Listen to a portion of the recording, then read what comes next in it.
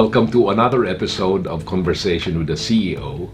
This is part of the series of talks with my direct reports to focus on OKRs, or objectives and key results, which is the hallmark of our performance management system that we are putting very, very firmly, finally, for the first time, and very, very clear for everybody to listen to and to comply with if possible.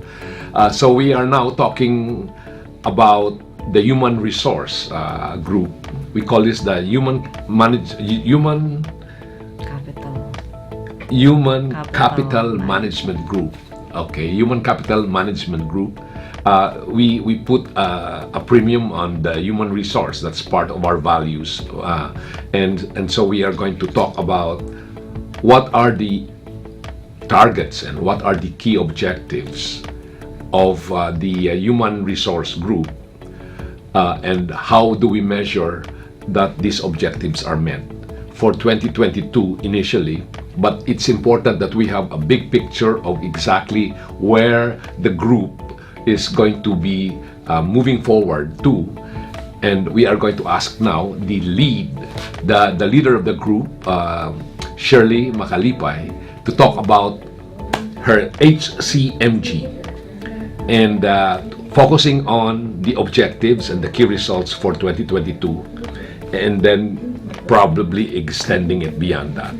So Shirley, welcome. This is now your chance to make sure that you are going to say it the way you want. Your group has wanted to say it, and keep in mind, of course, that your group is going to be also leading in terms of the enterprise. So take it away. Thank you, sir. Thank you for this very good introduction. Before I introduce how we structure, I just want you to give a brief background of where we came from, where we were before, and where we are now. For the past 3 years, we acknowledged as a group, as an individuals, we have gone through much needed transformation. For a long time, our focus and main function revolved around HR operations.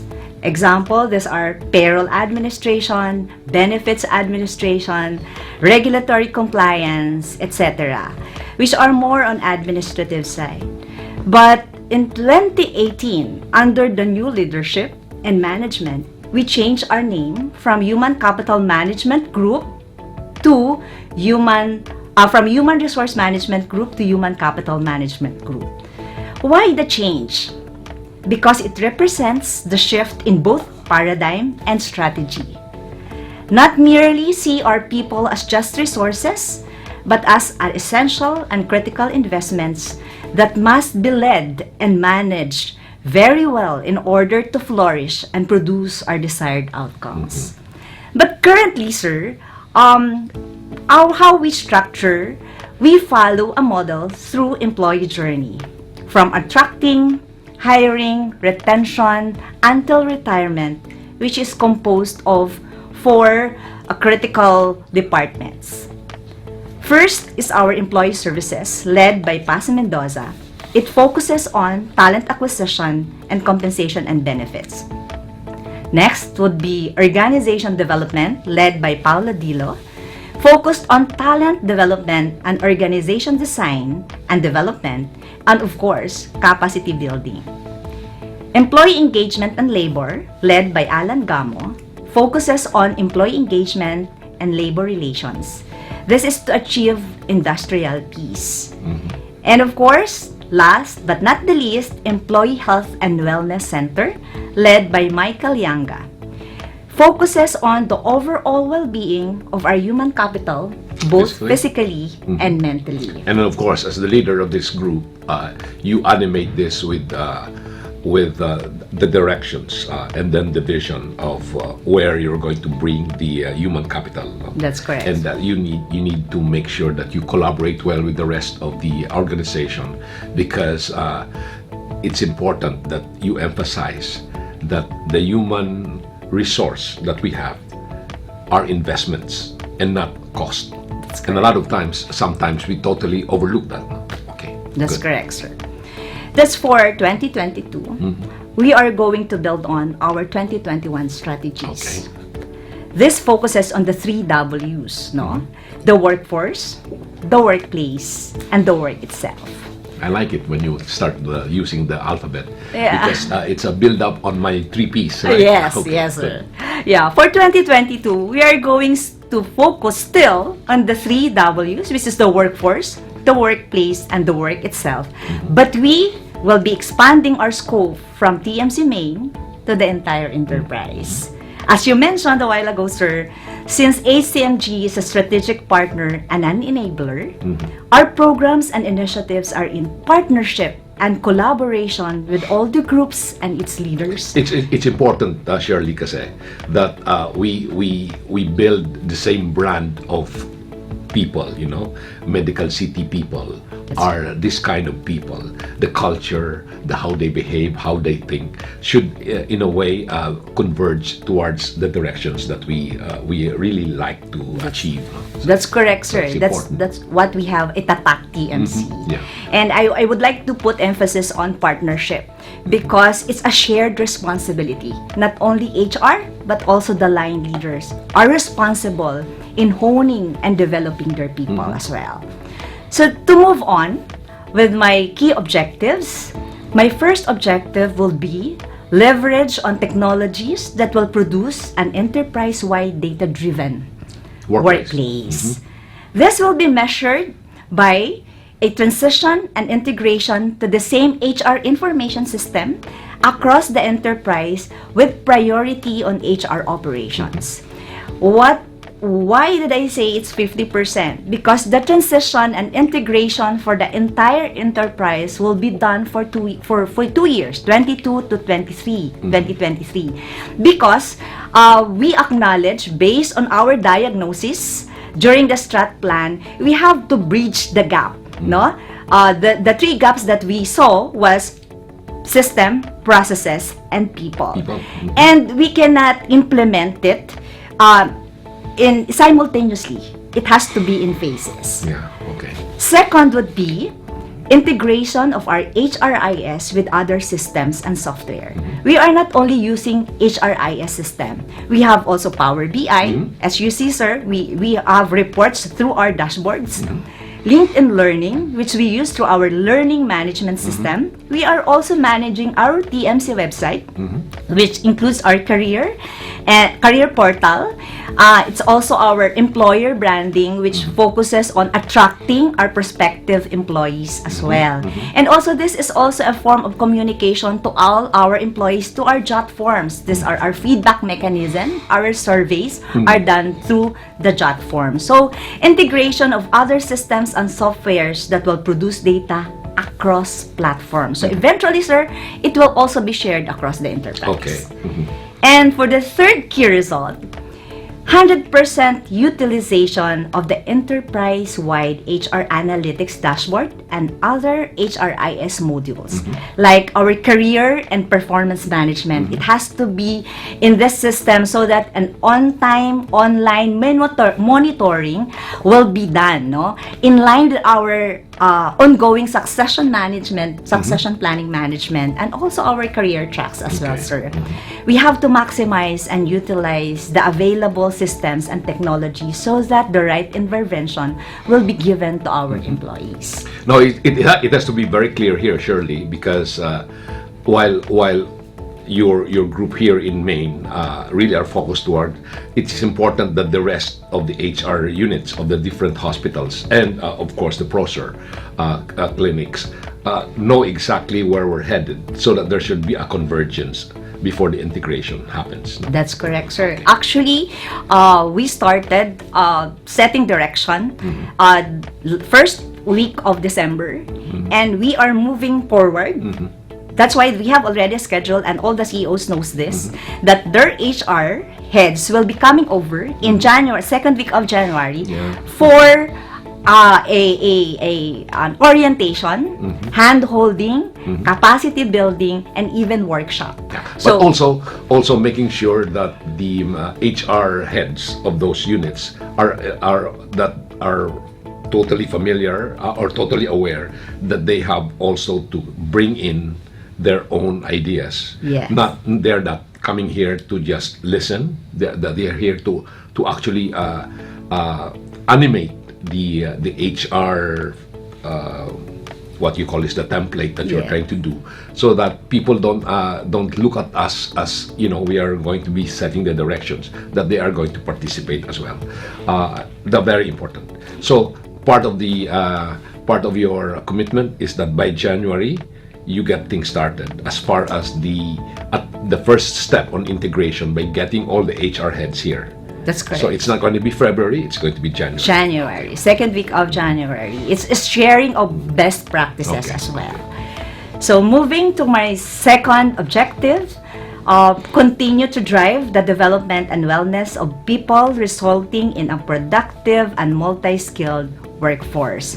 We have to ensure that people are occupying roles that are perfectly fit their credentials and career aspirations.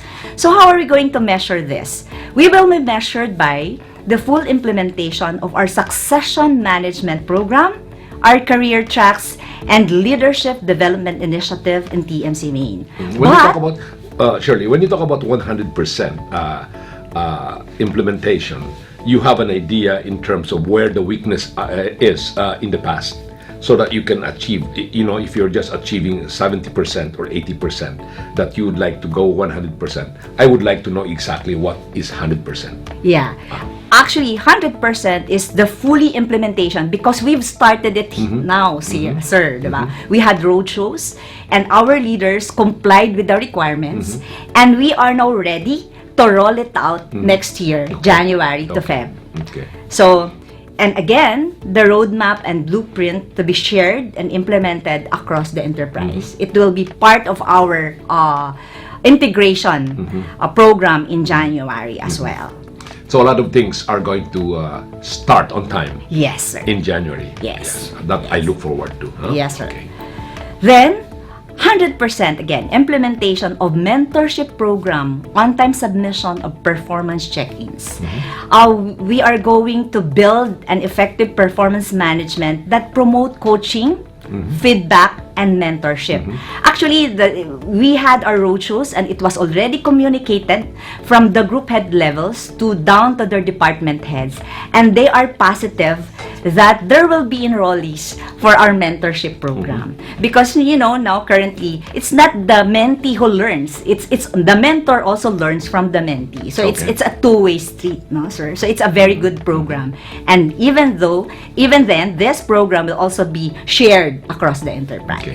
So when you talk about 100% implementation of the programs, the program should be ready by January.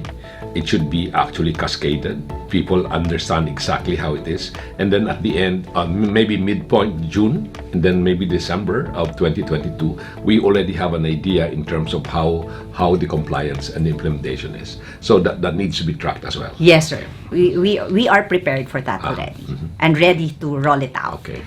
Then drive 100% completion of employee health profiles and implementation of health and wellness program. You know, this is a very important key result, sir, because it talks about the health and well-being of our employees. So we are going to launch a targeted and personalized interventions based on the profile of each employee. Yeah. So now that we are handling the employee health and first wellness time. center for the first time, we have all the data on Okay. hand. So we are ready to launch and implement those interventions. But before you start intervention, Shirley, as we have talked about this before, there should be at least 80% maybe in terms of profiling of the status of the health of our employees. So that has been started already, and it would be good if by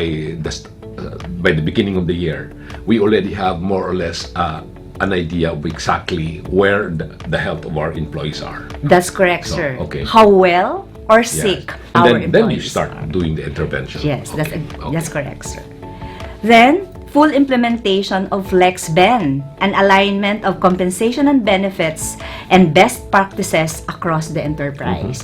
So it's needed, the FlexBen is needed because the demographics of our employees now are getting younger, and the traditional benefits are not appealing to them anymore. So as part of retention program, we need to cater for their needs. So we're excited to launch that next year as well. You are making a commitment here, because all of these that I see are 100% implementation, 100% completion. No? So just make sure that that in fact is going to be achievable. Yes, sir, because we started it this year. So we have to continue our rollout next year.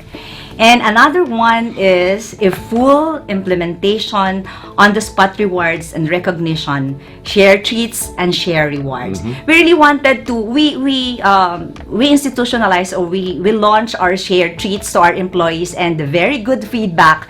And we want now to extend it to share rewards. It will be given to employees who have performed above and beyond what is expected of them. There are a lot of things that our employees are doing that we are not recognizing. So it's time for us to recognize them on the spot.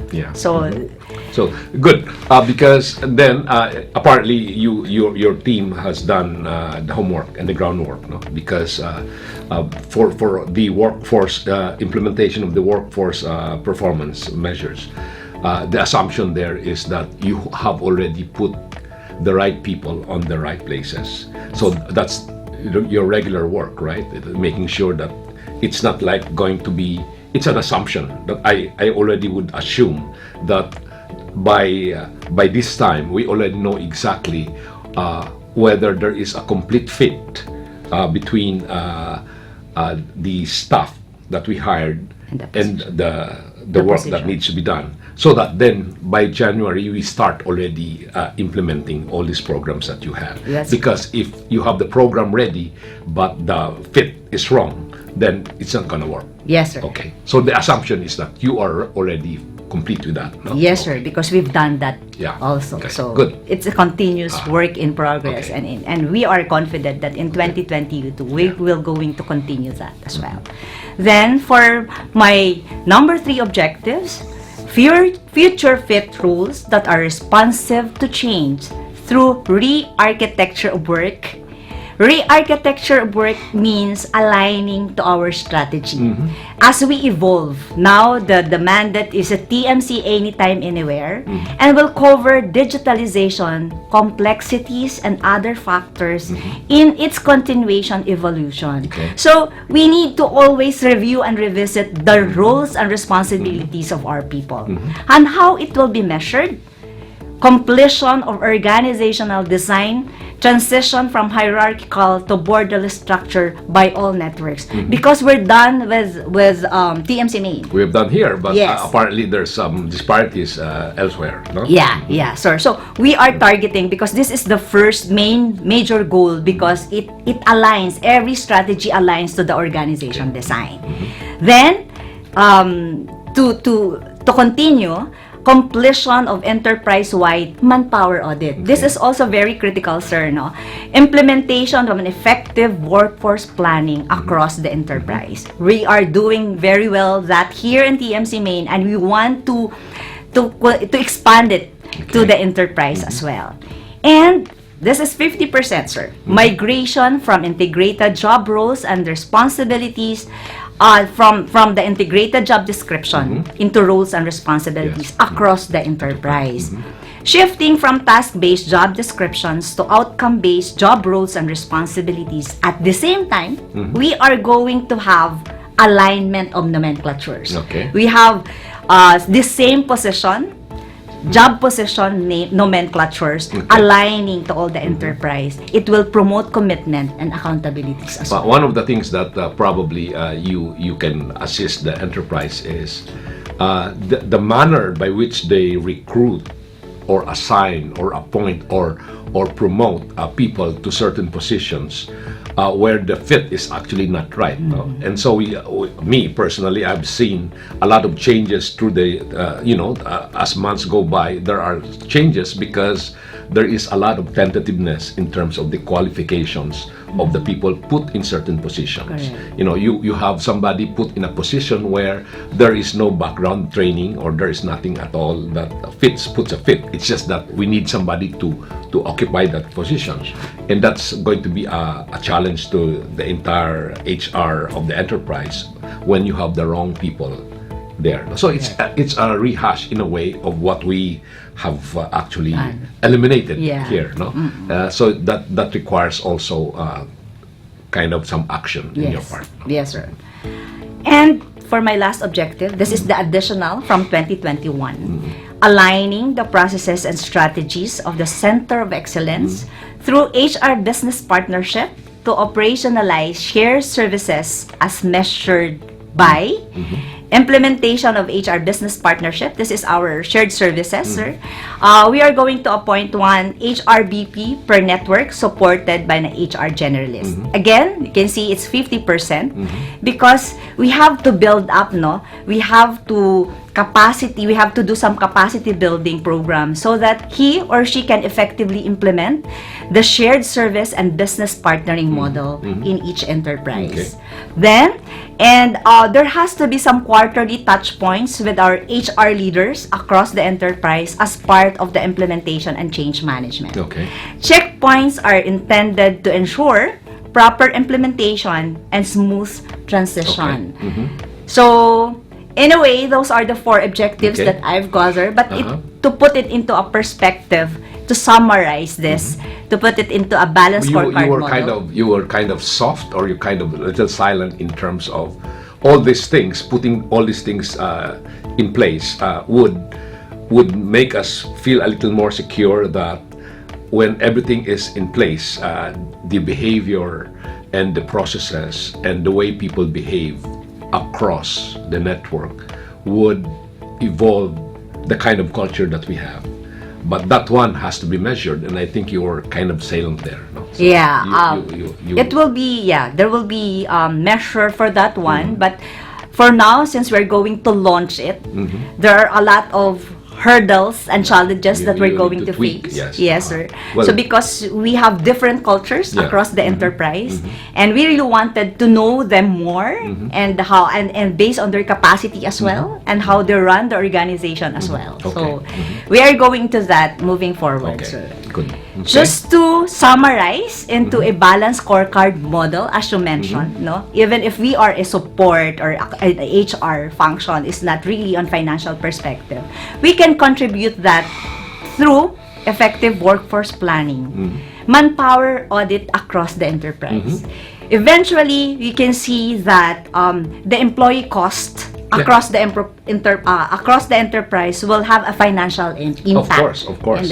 In fact, that's a major unit in the budget that we have, the manpower that we have. So, if we are able to get the best people and pay them right as well, and minimize the getting people who are not fit, then you may have less number of people aided with technology, with better productivity, and we can also actually gift them with bigger incentives. That's correct, sir. Then, for our customer, that's our employee, we have to promote the overall well-being of our human capital, both physically and mentally. We really want our workforce to be ready anytime, anywhere. Strike anywhere. This is where the culture comes in. Yes, sir. Then, for our processes, of course, we have to streamline our processes for automation and digitalization that will promote a very good employee experience, and they will experience the 3 P's of happiness. The purpose, they will find their purpose, they will have pride and pleasure. So we really want to make sure that our employees across the enterprise will have the same experience. Then how do we measure our effectiveness as becoming the employer of choice? Through engagement, high retention rate. That's right. We become the employer of choice because most of the talents are going towards us. Yes. So it's also another measure. Yes, sir. And of course, capacitating our people, that's learning and growth, by implementation of structured and unstructured programs. with the goal of building and developing capabilities Yes. of our employees. It's good that we are going to have the same skill set across the enterprise. So anytime, anywhere, we can borrow, we can swap, That's we right. can We can share. You can share talents across the enterprise. So that's our vision for 2022, Okay. sir. So there you have it. And Yes. one of the things that we need to capacitate, and my usual across.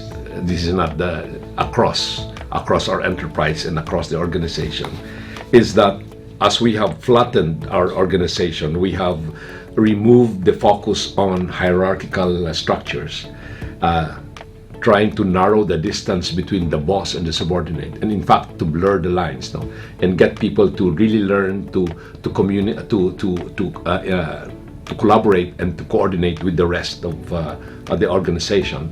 Then there is a need to communicate. Yeah. And one of the things that I want personally to really measure, maybe my own, from my perspective, is each group that reports to me directly. I am going to see that all their performance management targets that they have will really depend on how effective they are able to facilitate and create an environment where people can express themselves and can communicate, because that's the only way that they can comply, you can implement. And yet if people are not appreciative of what's happening and they do not have the chance to express themselves, and we're not able to listen and to hear what they're saying, then all this does not really progress into the kind of culture that we have. So with that, I'm very happy. Looks like you have figured out everything that needs to be done. And starting January, we start looking at how things are going to move forward. For as long as the directions are clear, for as long as there is a vision, that's the big picture, then we have the roadmap. It becomes much easier. And at the end of the year, we can either congratulate ourselves and celebrate, or we can also say, along the way, in the 12 months that we have, along the way, there might be some hurdles you mentioned, and it is not as if we are going to meet those hurdles right away, but it is also reflective of our people's ability to confront those challenges and to flex and to adapt, because we don't really know whether this pandemic is really going to end, no? And now suddenly we have the typhoons that are really strong now, and we have to adapt to that regardless of the times.